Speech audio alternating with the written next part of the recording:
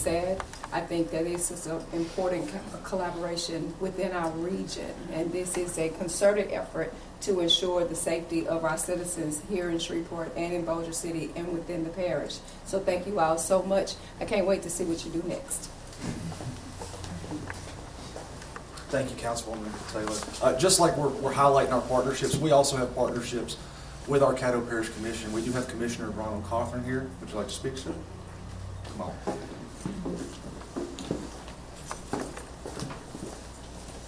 I would just like to say, I think the law enforcement in its entirety, for which you all do daily, and this is just a small demonstration of what you do on a daily basis. The thing is that people do not have a clue what you do each and every day.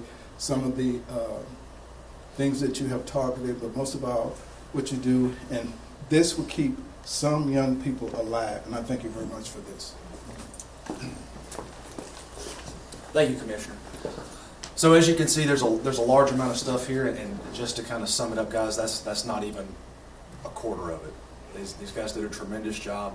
We were very thankful for our partnership with the Bossier Parish Sheriff's Office, and I think this is the first time I ever actually get to introduce the Bossier Parish Sheriff. I get to go before Chief. I am on. Well, this is just a result of what we should be doing anyway. I know around the country you see and are certainly aware of some of the conflicts and law enforcement not only not cooperating with each other, but working against each other. So I can't even imagine that. But we're in an environment here. This was really integral that everybody work together because some of this is the same network of folks, and so we had to all be on the same sheet of music. And so we're honored to be part of y'all. I know the state, the alcohol control group is involved as well. And these are the results of all that hard work. And I understand we still have some more warrants we haven't even executed yet, so it's not over. Thank you. Thank you, Sheriff. And now to talk a little more about the operation and what we did going into this, I'd like to welcome Chief Wayne Smith. Well, as I often say to the community, we are North Louisiana. We're one big community. Red River only is a great place to fish. It doesn't divide people. It's just a great place to fish. What you see behind me here are photos of those that was arrested on February the 4th during this operation. This is our wall of shame. They should be ashamed for what they did. Our partners work together year-round to make our community safe. On February the 4th, the Shreveport Police Department Office of Special Investigation, working in partnership with the Bossier Parish Sheriff's Office, executed a coordinated operation targeting multiple locations involved in the illegal sale of narcotics. As I said and say time and time again, crime has no boundaries. These locations were operating under the appearance of vape and vape product businesses while distributing illegal drugs. Officers executed search warrants at 3 locations, 3 businesses here in the city limits of Shreveport. One at Centenary and Olive, one in the 500 block of Olive, and another one in the 3100 block of North Market. As Chris said, this is only a small portion of the illegal narcotics that was seized from these locations. Nearly 400 pounds, I repeat that, nearly 400 pounds of illegal narcotic was seized during that operation. We found in some of these locations they had hidden compartments inside of their businesses where they were hiding the illegal stuff. 3 individuals were arrested here in Shreveport. This gentleman, and this gentleman were arrested operating these businesses. All 3 of these suspects were identified as being in the United States on work visas at the time of their arrest. This was a coordinated, intelligence-driven enforcement action aimed at disrupting organized illegal drug distribution here in North Louisiana, in our community. These narcotics were being sold in locations frequented by our young people in our area. They were in locations that already face unique challenges.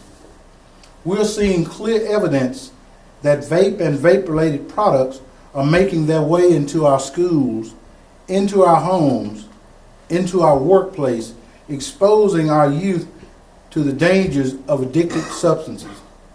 Many of these illegal substances can have serious and long-term health consequences, especially for developing adolescents.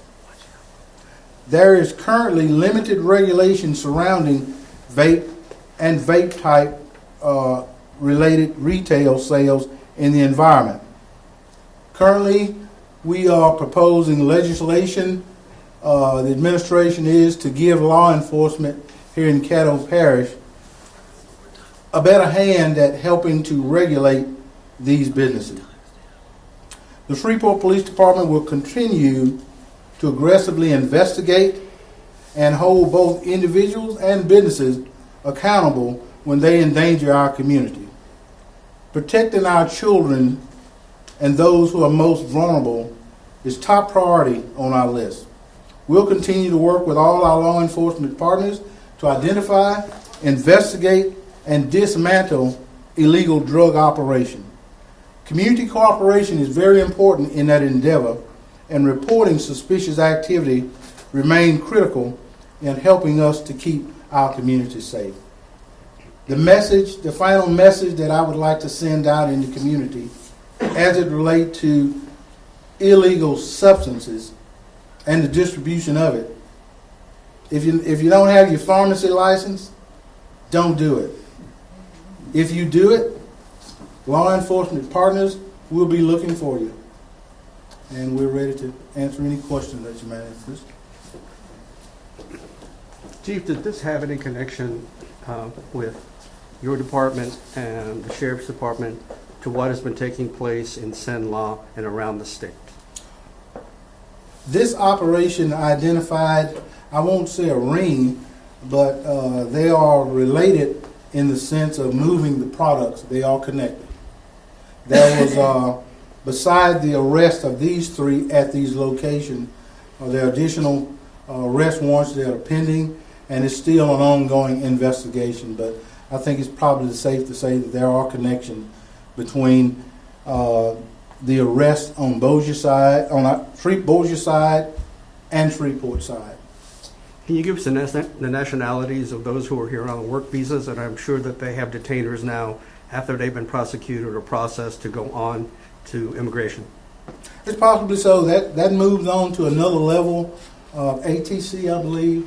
The sheriff may can tell you more about them, but that moves on to another level to enforce that part of their while they're here. I'm not certain of the nationality. We do know several of them did have India work visas showing to be from India. However, the true country of origin is up for dispute when it comes to some of those situations. Thank you. Chief, are any of these the owners of the vape shops? The people that you already arrested? The owners have been difficult to tie down because in some cases, and we encountered it with Interpol in some time ago, the ownership changes name quite often, so it's hard to keep up with it. So I'm not sure if any of these are the owners or not, but they were there and they were in control. That's enough for me to start with. But in our current legislation that we're asking the council to propose, we're going to hold the owners of the business just as accountable as the workers in the business and also the location. In our liquor stores, places that sell alcohol, if it's a violation, it goes against that property. So it doesn't matter who owns it after that. That property is still held accountable along with the owners. Chief's exactly right. That's been part of the problem with enforcement. You go there today, you do all this, you go back tomorrow, it's a new owner. You start the whole thing over again. So we've got to have something with some teeth. We're working on something too, Chief. Good. Okay. And can you go over some of the narcotics that you guys confiscated? I can't hardly pronounce the name of them. It's a lot of them. Okay, here goes some. Okay, raw, whatever that is. We got 100 pounds of raw, and I would assume that's probably the stuff that look like green tea. Any of you like green tea? All right, gummies. We got 87 pounds of gummies, and all of this is THC laced to the point where it's beyond what's legal to be distributed in a retail establishment. Wax oil, I don't know what that is. Creighton, mushroom,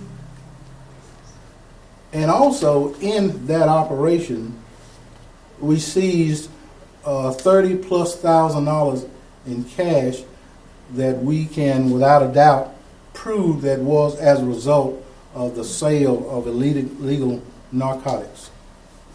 And have these same type of brands of narcotics been found in the hands of children? Yes, I say absolutely yes.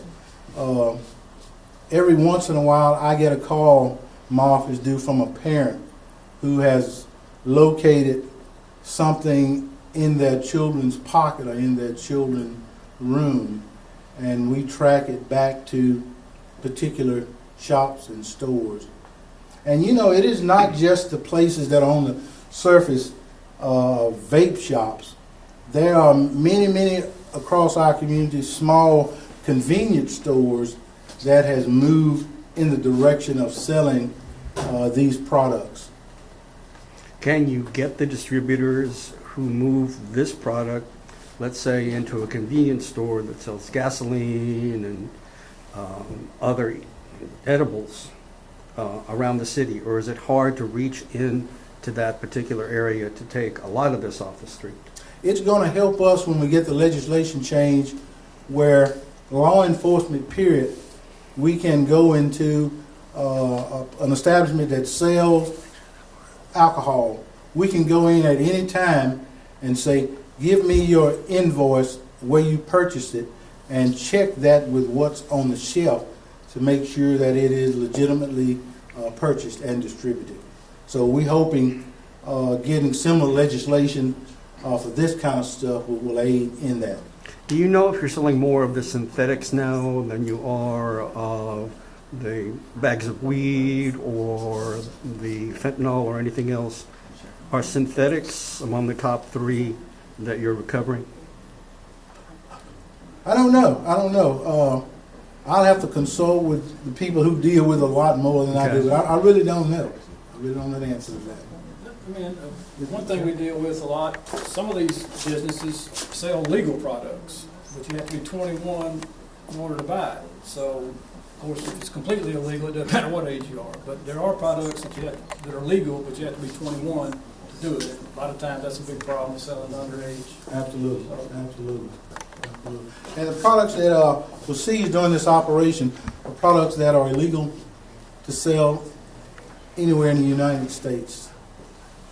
But some way or another they're being manufactured and are making their way to our stores, to our cities, to our streets, to our children. How long does it take to pull off an operation like this? Operations take a long time. They're not just overnight. It's a big coordinated effort between the agencies. There ain't no set time. It may take a year to get to this point or longer. Chief, a lot of this looks like something you could walk into a grocery store and buy. Were some of these things that were out on shelves that just happened to be illegal, or was a lot of this in back rooms? Y'all mentioned something about a hidden room. How does it break down? Both. Both. Some of it you had to ask for by name, street name, code name, and the people would go get it and bring it to you. It was not out in plain view. Some of it was.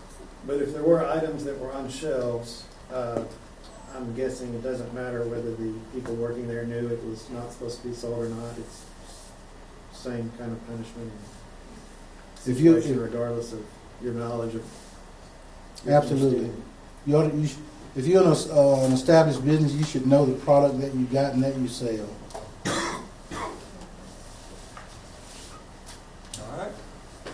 we thank all you guys for coming out, and we really want to thank the Bossier Sheriff for coming and lending his resources as well as teaming with our guys to take these guys down. This was a coordinated strike.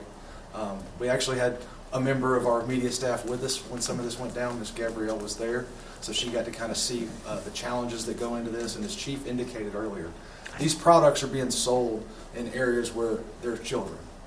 Right next to some of these products, you had grapefruit snacks and drinks, all marketed to children. And that's the dangers of this. Narcotics game is changing. This is what the future of it looks like. Street corner dope is not what it used to be. And ever since there were laws, there's been people that try to find ways to break them. And that's what these people are doing, and that's what we're targeting them for. So we thank y'all for coming out. If y'all would like any one-on-ones, I'm sure the sheriff or chief or mayor, councilwoman, commissioner would be willing to do that. Thank y'all.